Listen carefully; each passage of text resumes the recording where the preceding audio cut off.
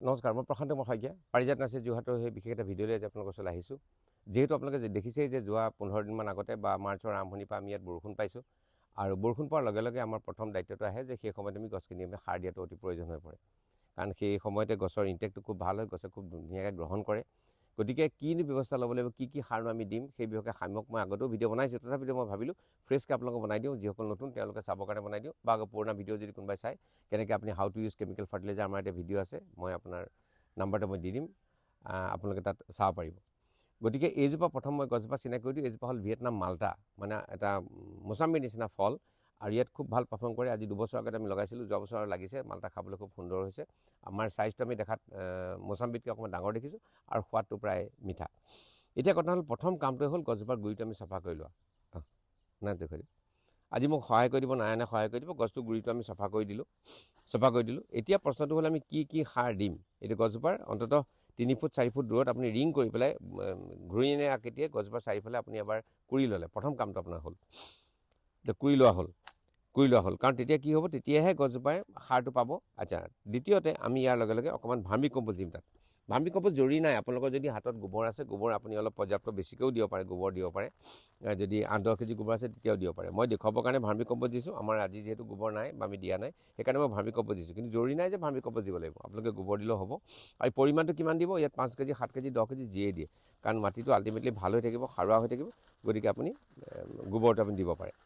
ইয়াৰ পিছত আহিলে কি আমি বাকীখিনি নাইট্ৰজেন মানে সাৰ কি দিম, NPK কি দিম।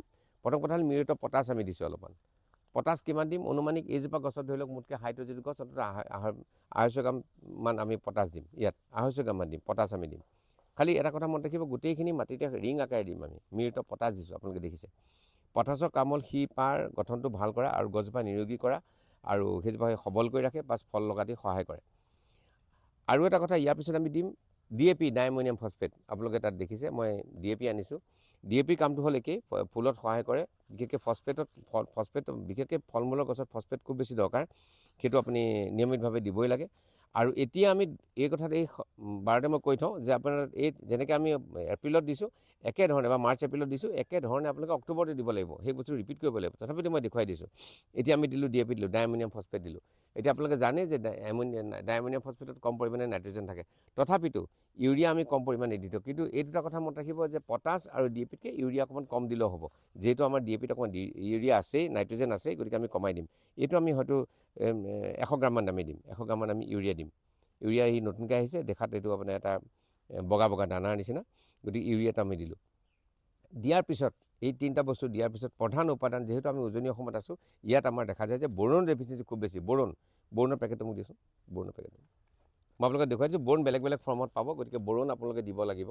বৰণৰ ডেফিচিয়েঞ্চি দেখা যায়। বৰণৰ ডেফিচিয়েঞ্চিৰ কাৰণে বেলেগ বেলেগ প্ৰব্লেম হয়। কেতিয়াবা মই ভিডিঅ' কৰি পেলাই সেই বস্তুখিনি দেখুৱাম। তথাপিতো আজি মই দেখুৱাইছোঁ, ইয়াত বৰণ আমি বেছি দিয়া নাই, যিহেতু অনুসাৰ, গতিকে তাৰ ৰিকুৱাৰমেণ্টটো সদায় কম, পৰিমাণটো সদায় কম। গতিকে 20 গ্ৰামমান আমি বৰণটো দিম, বৰণটো আমি 20 গ্ৰামমান দিম। এতিয়া ঘটনাটো হ'ল আপুনি কেনেকৈ জানিব যে অকল বৰণেই ডেফিচিয়েঞ্চি হৈছে। মাটিত বেলেগ ডেফিচিয়েঞ্চি থাকিব পাৰে, আৰু আমাৰ ইয়াৰ মাটিত আমি দেখা যায় ইয়াৰ লগে লগে জিংকৰ আমি অভাৱ আমি দেখোঁ। গতিকে আমি গোটেইকেইটা মিক্সাৰ কৰিবৰ কাৰণে এটা বস্তু আমি দিব পাৰোঁ, এইটো হ'ল ট্ৰেচেল 2। এতিয়া মই দি দিয়া নাই, আপোনালোকে পানীৰ লগত গুলি পেলাই এইটো 5 গ্ৰাম পাৰ লিটাৰ, ট্ৰেচেল 2 ইয়াৰ নাম। এইটো প্ৰডাক্টটো মাৰ্কেটত এভেইলেবল। ই বিভিন্ন অনুসাৰৰ এটা মিক্সাৰ, আৰু এই অভাৱটো পূৰণ কৰিবৰ কাৰণে ইয়াক আপুনি গুলি পেলাই দিব পাৰে। 5 গ্ৰাম পাৰ লিটাৰ আপুনি পানী গুলি পেলাই দিব পাৰে। এতিয়া পিছৰ কামটো হ'ল সাৰখিনি দিয়াৰ পিছত সদায় আপুনি মাটি ঢাকি দিব লাগিব। কেলৈ?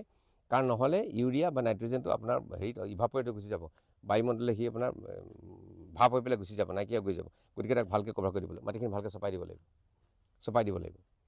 আৰু তেতিয়া আপোনালোকে দেখিব যে ই ধুনীয়া খুব সুন্দৰ পাৰফৰ্ম কৰিব। আৰু এই গছজোপা এতিয়া ইনটেকটো খুব ভাল পাব, যিহেতু বৰষুণ আহি আছে আৰু টেম্পাৰেচাৰটো একদম হিচাপৰ হৈ আছে। গতিকে এইটো দিয়াটো ৰাইট টাইম, আৰু গছজোপাই তেতিয়া ফল ফুল লাগিবৰ কাৰণে অতি সুন্দৰভাৱে সুবিধা পাব।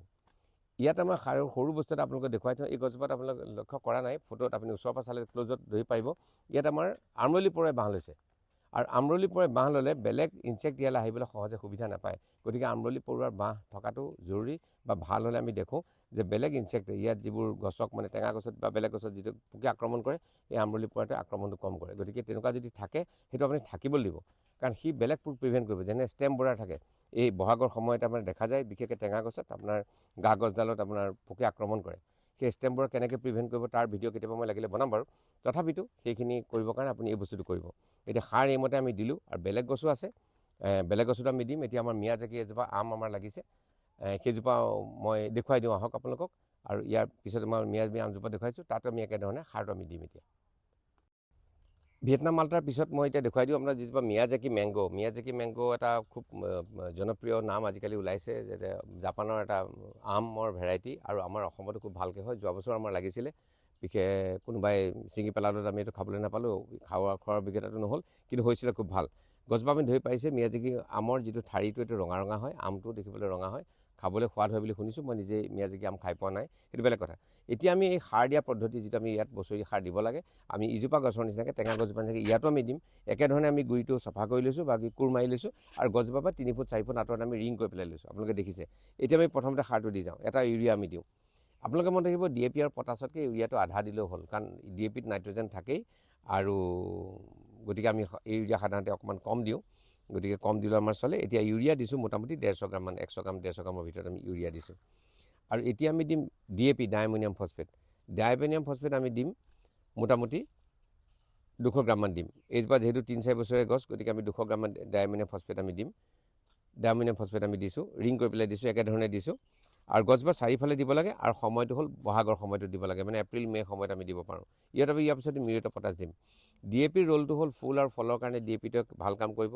পটাছে তাৰ ৰুটৰ যিটো ফাংচন বেছি ভাল কৰিব। কেতিয়াবা ফুল ফুলি পেলাই যদি গুটি নৰয়, তেতিয়া পটাছে ভাল কাম কৰিব। গতিকে এইকেইটা বস্তু দিয়াটো একেবাৰে জৰুৰী। NPK যিটো মেজৰ খানা বা মুখ্য আহাৰ, গছকেইজোপা দিয়াটো জৰুৰী।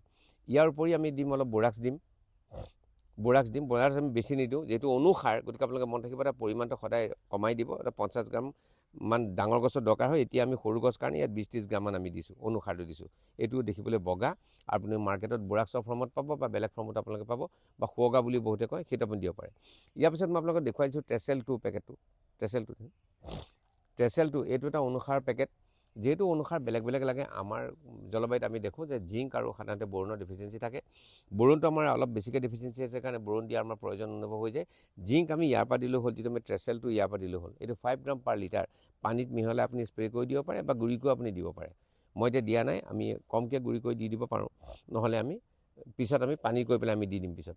মই এতিয়া দেখুৱাবৰ কাৰণে আপোনালোকক কৈছোঁ, আপুনি ভুল নকৰিব, ট্ৰেচেলটোতো দি যাব, কাৰণ অনুসাৰটো থাকিলেহে খোৱাটো যদি বেলেঞ্চ হয় বা সুষম আহাৰ হয়, তেতিয়াহে গছজোপা গ্ৰ'থৰ কাৰণে ভাল। সাৰখিনি দিয়াৰ পিছত আপুনি এটা কথা পাহৰি নাযাব, যে সাৰখিনি মানে ঢাকি দিব। ঢাকি নিদিলে নহ'ব, কাৰণ ইউৰিয়াটো ইভাপৰেট হৈ গুচি যায়। মই আগতেও কৈছোঁ, আগৰ ভিডিঅ'ত আগতেও কৈ গৈছোঁ। গতিকে এইটো আপুনি এই ধৰণে ঢাকি পেলাই সাৰখিনি দি দিব, আৰু বছৰত 2 বাৰ দিব। এতিয়া দিলে আৰু আকৌ এবাৰ অক্টোবৰত দিব। এই ইমানটো পৰিমাণে দিব, এনেকৈ ধৰণেই দিব। আৰু ইয়াৰ লগত আপুনি যিটো পচন সাৰ, সেইটো আপুনি দিবই। আমি ইতিমধ্যে দিছিলোঁ ইয়াত পচন সাৰ, সেইকাৰণে মই আজি দিয়া নাই, কিন্তু গোবৰ বা ভাৰ্মি কম্প'ষ্ট আপোনালোকে দিব পাৰে। গোবৰ দিলে বেছি ভাল। আৰু লগতে ফুটছাই দিব পাৰে, বহুতে ফুটছাই দিয়ে। ফুটছাই কামটো হ'ল পটাছৰ ৰোল প্লে' কৰে, পটাছৰ কিছুমানে কম্পেনছেট কৰে, গতিকে ফুটছাই আপোনালোকে দিব পাৰে। বহুতে ফুটছাই দিয়ে। ফুটছাই পৰিমাণটো ধৰা বনা নাই, তথাপিও 2-1 কেজি দিয়াত একো আপত্তি নাই। আৰু গোবৰত আপোনাৰ হিচাপ নোখাই দিব পাৰে, 5-10 কেজি দিব পাৰে, তাতকৈ 2 কেজি বেছিও দিব পাৰে। যিমানে গোবৰ সাৰ থাকিব, মাটিটোত মইচাৰটো ৰিটেইন হৈ থাকিব, আৰু মাটিডোখৰ কাললৈ ভাল হৈ থাকিব। গতিকে আপুনি গোবৰ সাৰটো দিবই লাগে। আমি ভাৰ্মি দিওঁ, যিহেতু আমাৰ হাতত ভাৰ্মি থাকে, কিন্তু গোবৰ সাৰো দিব পাৰে, বা গোবৰ সাৰো অত্যন্ত ভাল। খালি পচা হ'ব লাগে, মনত ৰাখিব, কেঁচাতকৈ পচাটো বেছি ভাল। মই এই সুযোগতে আপোনাক মিয়াজাকি আমজোপাও দেখুৱাই দিলোঁ, লগতে ভিয়েটনাম মালটা দেখুৱাই দিলোঁ, যে আমাৰ জলবায়ুত ভাল হয়, আপোনালোকে কৰিব পাৰে। আৰু ইতিমধ্যে ফল মূলখিনি আপোনালোকক দেখুৱাইছোঁ ইয়াৰ আগৰ ভিডিঅ'টোত। গতিকে ফল মূলখিনি মই ভাবোঁ যে আপোনালোকে লাগতিয়াল ফল মূলখিনি সংগ্ৰহ কৰিব, আপোনাৰ বাৰীখন সুন্দৰ কৰিব, আৰু ফলৰ যিটো সোৱাদ আপোনালোকে ভোগ কৰিব। ধন্যবাদ আজিৰ বাবে।